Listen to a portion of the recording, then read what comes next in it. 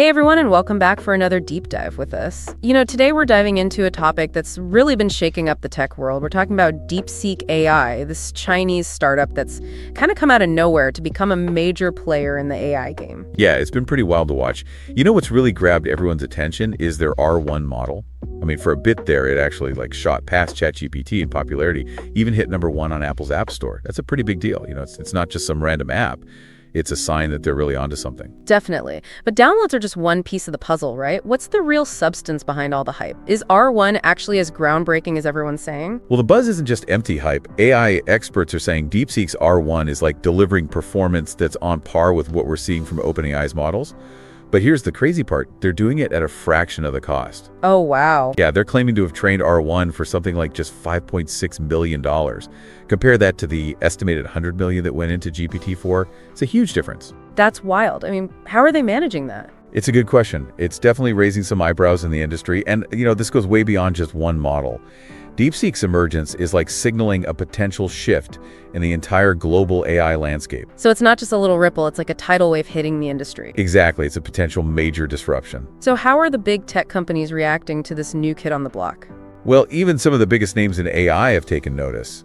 Demis Hassabis, the CEO of Google DeepMind, he actually called DeepSeek's model probably the best AI work to come out of China.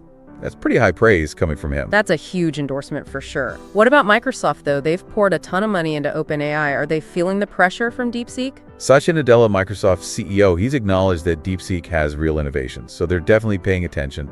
But it's not all cheers and high fives. There's also a good amount of skepticism mixed in with the excitement. Oh, really? So what's driving that doubt? Is it just the usual pushback against a newcomer shaking things up?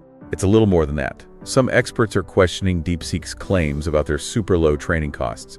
Semiconductor researchers are especially concerned. They're saying that the numbers just don't seem to add up. To achieve the performance DeepSeek's claiming with such limited resources would be pretty extraordinary. So are we talking about possible exaggeration here or something more serious? Well, it's gotten to the point where OpenAI's actually launched an investigation. They're looking into whether DeepSeek might have reverse engineered their models to train R1. If that turns out to be true, then we're in a whole different ballgame. We're talking potential intellectual property theft, legal battles, questions about ethical AI practices, the whole nine yards. Wow, that adds a whole new layer of complexity to the story.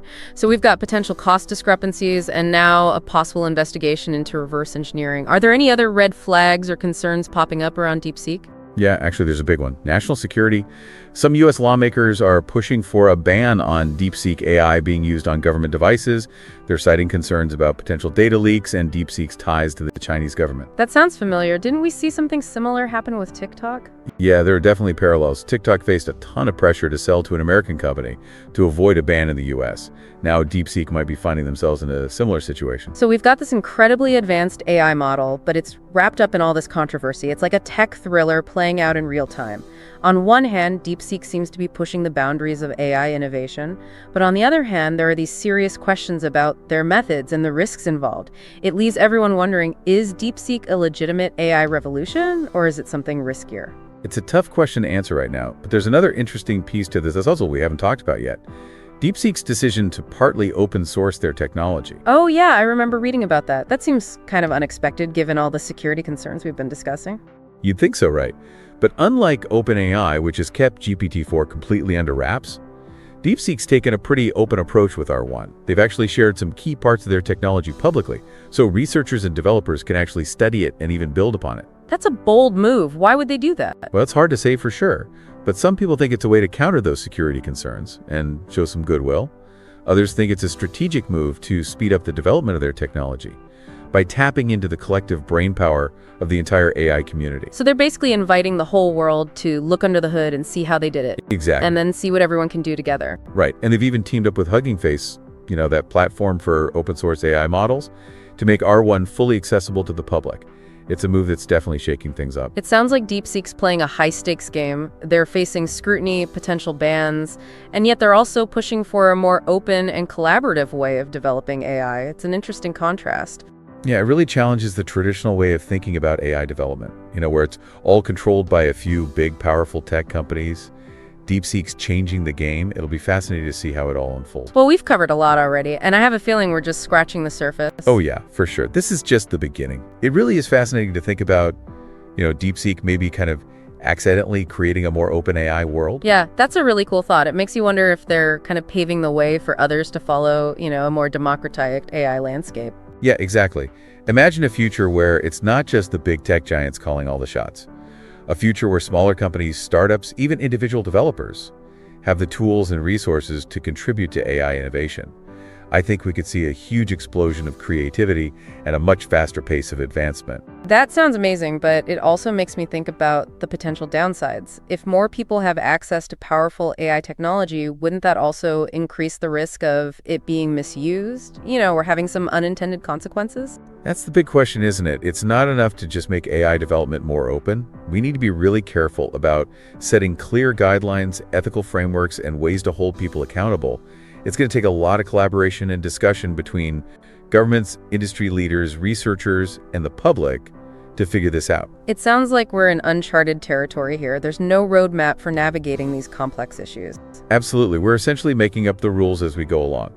And it's not just about the technology itself, it's about the values and principles that we build into it. So it's not just about building smarter machines, it's about shaping a future where AI actually aligns with our human values and goals. Exactly. We need to think really careful about the kind of world we want to create with AI and make sure that its benefits are shared widely and that we're doing everything we can to minimize the risks. It's a lot to think about. Okay, so we've talked about DeepSeek's rise, the reactions from the big tech companies, the controversies, the security concerns, their interesting open source approach.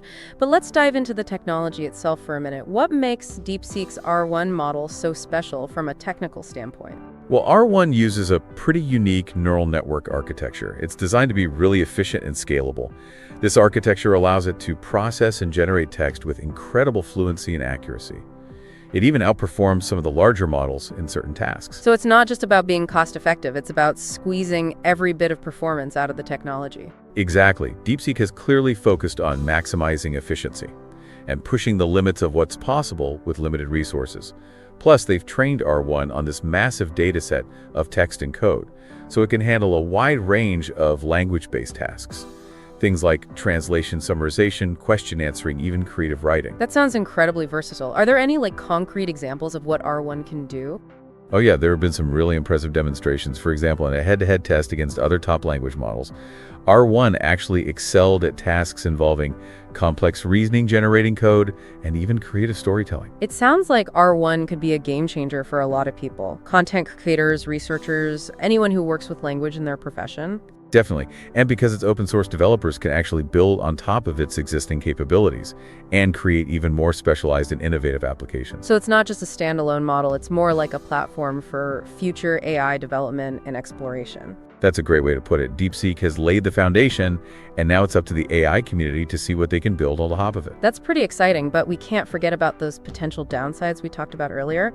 The security concerns and the possibility of misuse are still out there. That's true, we can't just ignore those risks. But it's important to remember that technology itself isn't inherently good or bad. It's how we choose to use it that ultimately matters. So responsible development, ethical considerations, and strong safeguards are essential as we move forward in this new AI era. Absolutely. We need to make sure that AI is developed and used in a way that benefits humanity as a whole. And that aligns with our values and principles. That brings us back to the big picture. What does the future of AI hold, and what role will DeepSeek play in shaping it? That's the question everyone in the tech world is trying to answer. As AI continues to advance, we're likely to see even more groundbreaking developments that push the boundaries of what we thought was possible. Can you give us some examples of what we might see in the near future? Well, we've already touched on AI agents. They have the potential to completely change how we interact with technology and manage our daily lives. We're also seeing incredible progress in personalized AI assistants. These could be tailored to our individual needs and preferences in ways we can't even imagine right now. And then there are the advances in machine learning. These are allowing AI systems to learn and adapt much faster than ever before. It's mind-blowing to think about all the possibilities. But to be honest, it's a little daunting too. It feels like we're on the verge of a massive technological shift that will completely reshape society as we know it. It definitely feels that way. It's a transformative time, and DeepSeek, with its disruptive technology and open source approach, is a major part of this AI revolution. Yeah, it really is fascinating to think about all of this stuff, but also kind of overwhelming too. It makes you wonder about the long-term implications. We've been talking about all these amazing advances, but is there a point where AI becomes too powerful, too smart? Well, that's the million-dollar question, isn't it? Philosophers, scientists, even science fiction writers have been debating that for decades. The whole idea of artificial superintelligence, an AI that's actually smarter than humans in every way, is both fascinating and a little bit scary. Yeah, it definitely brings up some big questions, like if we create machines that are smarter than us, what happens to humanity's role in the world? It really challenges our whole understanding of intelligence, and consciousness, what it means to be human. Some experts even think that artificial superintelligence could be an existential threat, like a situation where AI becomes so powerful that it gets out of our control and actually harms humanity. Okay, now that sounds like something straight out of a sci-fi movie. But is that really a possibility, or are we just getting carried away with our imaginations? I think it's important to be both curious and cautious about these things. We're not anywhere near creating artificial superintelligence yet, but AI is advancing so rapidly that it's definitely something we need to be thinking about. So it's not just a Hollywood plotline, it's a real concern that scientists are actually grappling with. Exactly, and there are a lot of different opinions on this. Some experts think we can develop safeguards and ethical guidelines to make sure AI stays beneficial to humanity, even as it becomes more and more powerful. But others are more skeptical. They think the risks of superintelligence are just too great to ignore. It sounds like a really complex issue with no easy answers. It's almost like we're at a fork in the road. And the choices we make now will determine the future of AI and its relationship with humanity. That's a great way to put it. We're at a pivotal point in the history of AI, and it's so important that we approach this technology with a sense of responsibility, humility, and a deep understanding of what it could mean for the future. Well, this has been an amazing deep dive, to say the least. We've talked about DeepSeek's rise, the reactions it sparked, the tech behind their R1 model, and what all of this means for the future of AI. It's been a whirlwind of information, insights, and some really thought-provoking questions. It really has. I hope our listeners have enjoyed it as much as we have. I'm sure they have. As we wrap up this episode, I want to leave everyone with one final thought. The future of AI is still being written, and we all have a role to play in shaping where it goes, whether you're a tech enthusiast, a concerned citizen, or just someone who's curious about the world. Stay informed, engage in the conversation, and help ensure that AI is developed and used in a way that benefits all of humanity. Well said. The future of AI is not set in stone. It's something that we're all creating together. Let's make sure it's a future that reflects our shared values, hopes, and the best of what humanity has to offer. And that's a wrap on this deep dive into DeepSeek AI and the future of artificial intelligence. Thanks for joining us on this incredible journey. And until next time, stay curious.